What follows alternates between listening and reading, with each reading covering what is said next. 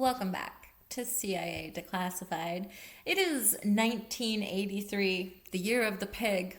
The world is caught between two eras. In the streets of Berlin, agents are still using hollowed out coins and brush passes.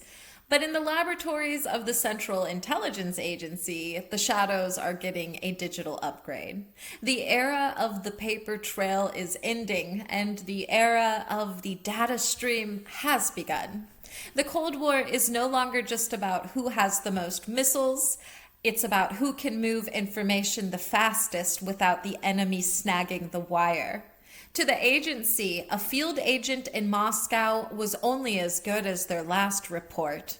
And waiting 3 weeks for a microfilm delivery was becoming a liability. This is the era of QRCORD. It was the birth of high-speed secure burst transmission.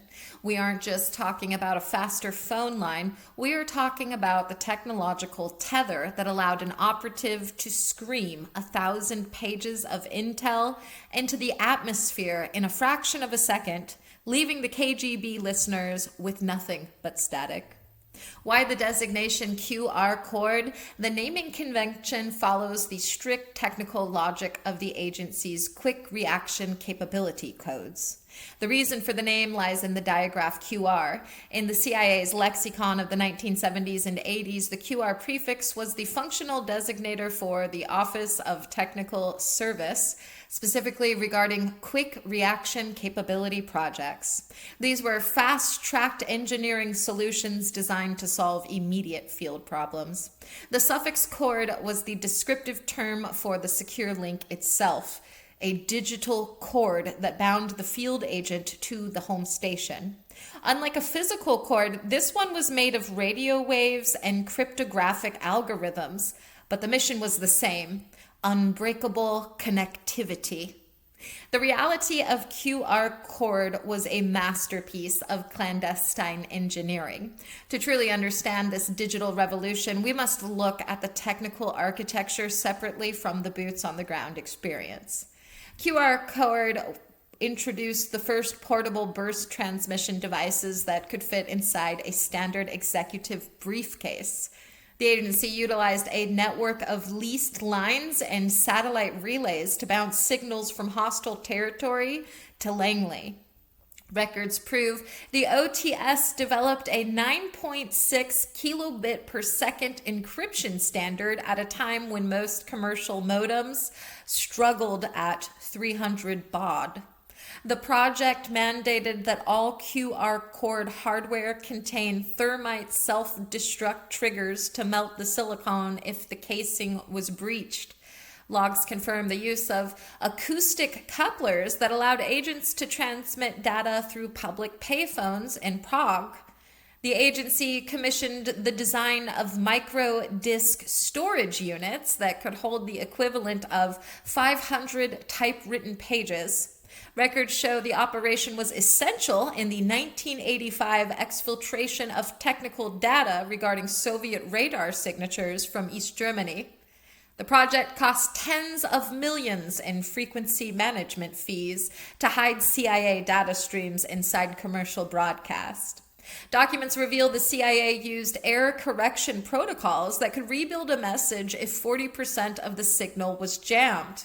The agency trained agents to use rapid dial sequences to establish a satellite handshake in less than 3 seconds. Internal cables confirmed that QRCORD units were disguised as shortwave radios and portable computers like the Osborne 1. Records show the agency used parity bit masking to make secure data look like random atmospheric noise. The agency provided digital dead drop devices that could wait months to handshake with the passing transmitter. Reports indicate that QRCORD utilized the Argos satellite system as a secondary relay. Records prove the agency established a secret listening post in Cyprus specifically to monitor Middle Eastern traffic. The project employed polarized liquid crystal displays readable only with specific sunglasses. Logs show the technicians developed a phantom carrier wave to send data during the silence between words on voice calls. The agency used gallium arsenide, I might be pronouncing that wrong, I think it's gallium arsenide, semiconductors to ensure units could operate in extreme temperatures. Documentation shows that the software was written in a proprietary version of the 4th programming language. The project implemented frequency hopping patterns that changed 100 times per second to evade KGB jamming. Logs confirm the agency tested reliability by attempting to intercept their own signals from a disguised van in Vienna. The agency developed miniature directional antennas that unfolded from a standard umbrella. Reports show data was encrypted using a one-time pad generated by a radioactive decay source.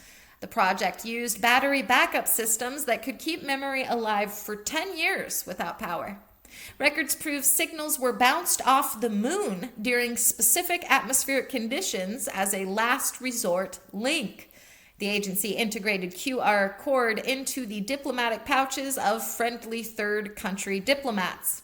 Logs reveal the CIA utilized underwater acoustic modems to link field units with lurking submarines. The project mandated physical integrity checks, where agents had to enter a code every 12 hours or the unit would self-erase. Documentation proves the agency created a fake commercial service in Switzerland as a front. Records show that the QRCORD used differential phase shift keying to maximize data density. The project utilized thermal printing paper that would fade to illegibility within minutes of exposure to light. Logs confirm the agency sabotaged commercial modem exports to the Eastern Bloc to ensure tech superiority. The CIA employed deep cover repairmen to fix broken relays hidden in public infrastructure. Reports show burst power consumption was lower than a standard flashlight, making it invisible to grid monitoring. Records show the agency used gold-plated circuitry to prevent corrosion in tropical environments. The project mandated field units to be hidden inside ruby red-lined briefcases to block electromagnetic leakage. Logs confirm units were calibrated to transmit during thunderstorms to use lightning as a noise mask. The CIA established a secret training facility in Virginia for high-speed digital tradecraft. Documents reveal the first successful test from a hostile capital was from the U.S. Embassy in Warsaw in 1981. The agency utilized custom ROM chips that would fry if disconnected from power for more than a minute. Records prove QRCORD was used to coordinate Stinger missile shipments to the Mujahideen. Reports indicate digital janitors at Langley scrubbed all metadata from outgoing commands. The agency implemented spread spectrum clocking to reduce the electromagnetic signature of the hardware itself. Records indicate the use of nickel-cadmium buffer cells to ensure a burst could complete even if primary power was cut mid-transmission. QRCORD units were programmed with duress codes that would transmit a normal message while silently alerting Langley of a compromise. The agency utilized atmospheric ducting forecasts to determine the exact minute a signal would travel furthest with the least power. Logs prove the CIA used baud rate agility, allowing the modem to slow down automatically if it detected local line noise. The project deployed micro repeater stations disguised as standard electrical junction boxes along major European rail lines. Records show the agency utilized magnetic tape high-speed sensing to record burst for playback at slower speeds for analysis. Documentation reveals encrypted error logs were sent back to Langley after every transmission to diagnose potential KGB interception attempts. The agency commissioned silicon carbide shielding to protect the units from the electromagnetic pulses of nearby heavy machinery. Reports confirm that QRCORD technicians created signature profiles for every friendly satellite to ensure the handshake was legitimate. Quotes from a declassified field report and a redacted name of an OTS engineer. We weren't just sending text, we were sending the future of the trade. End quote. A quote from a declassified field operative log. If the modem whined for more than 5 seconds, you pulled the plug and ran. 5 seconds was the window between a successful drop and a KGB van on your tail. A quote from a declassified brief. We built a digital wall around every byte. You could hear the signal, but you couldn't touch the truth. End quote. A quote from a declassified internal memo. The silence was our best frequency. End quote. A quote from a declassified and redacted cryptographer.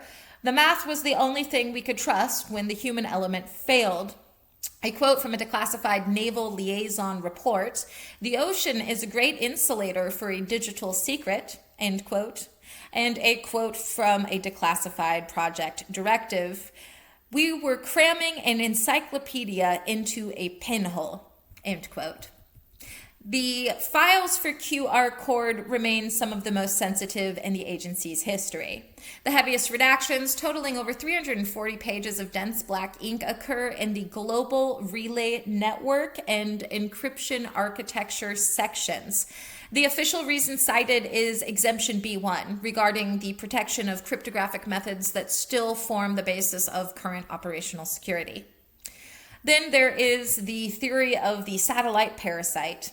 It's a whisper in the static that the 340 blacked out pages hide a parasitic link protocol. Some claim the agency didn't just use their own satellites, they borrowed bandwidth from Soviet communication birds by hiding encrypted CIA data inside the padding bits of KGB transmissions. If true, the redactions protect the specific signal insertion techniques that effectively use the Soviet Union's own infrastructure to betray its most guarded secrets. A revelation that would still cause a diplomatic firestorm. Then there's the ghost in the numbers theory. It's kind of chilling, and it suggests that the famous number stations of the 1980s were actually the backup carriers for QRCORD data.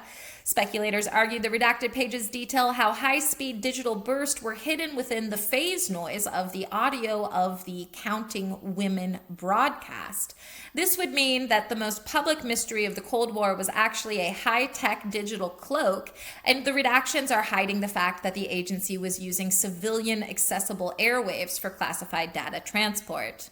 Then there's the shadow internet genesis theory. Some fringe researchers believe the redactions hide a secret pre-internet backbone built by the CIA years before the World Wide Web was a household name.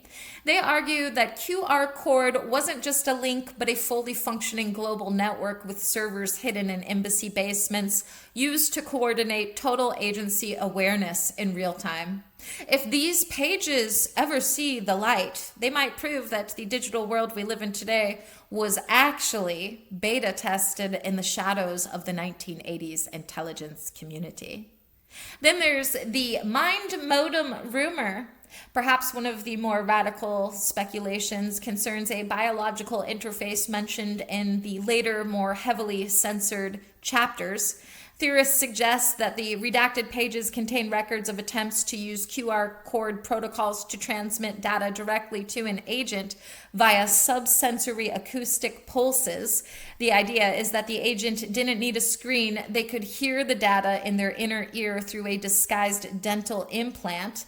This would explain why some redactions are specifically labeled under human resource physical security. And lastly, there is the crypto dividend conspiracy. It's a growing theory among history buffs, which suggests the redactions hide a secret collaboration with a major commercial computer manufacturer. The rumor is that the agency seeded QRCORD vulnerabilities into every civilian modem exported during the mid-80s as a kill switch for the global financial system. According to this theory, the redactions hide the master key that would allow the agency to turn off the world's digital economy at the touch of a button, a protocol allegedly still in place today. Was QRCORD a success? Tactically, it was a quantum leap. Actually, I hate that sentence because quantum leaps are actually no leap at all.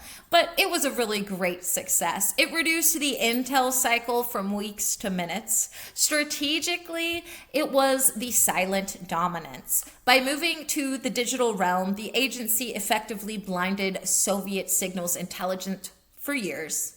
Ultimately, it was a success because it survived. The QRCORD protocols were never broken during the height of the Cold War. The success of the project is measured in the dozens of high-value assets who remained uncompromised because they never had to risk a physical meeting. It effectively weaponized the information gap. The project proved that the side that controls the speed of truth wins the war. It turned the agent into a mobile node in a global intelligence grid, a paradigm shift that has never been reversed.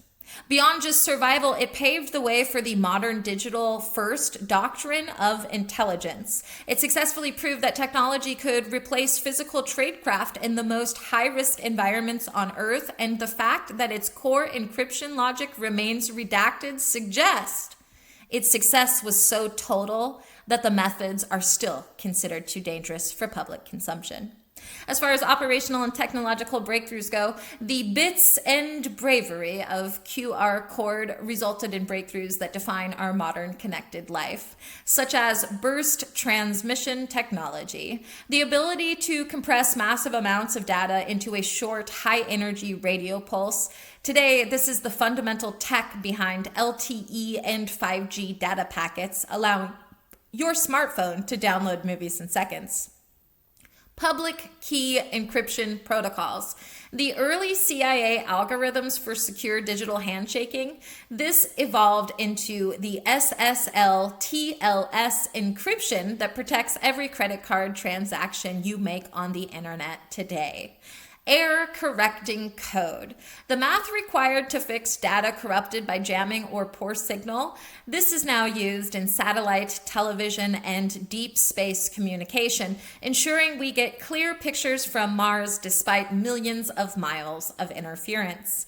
And remote hardware sanitization. The self-destruct logic for digital memory. Today, this is used in enterprise mobile management, allowing IT departments to remote wipe a lost or stolen company laptop to protect trade secrets. QRCORD reminds us that the most powerful weapon in the world isn't a bomb, it's a bit.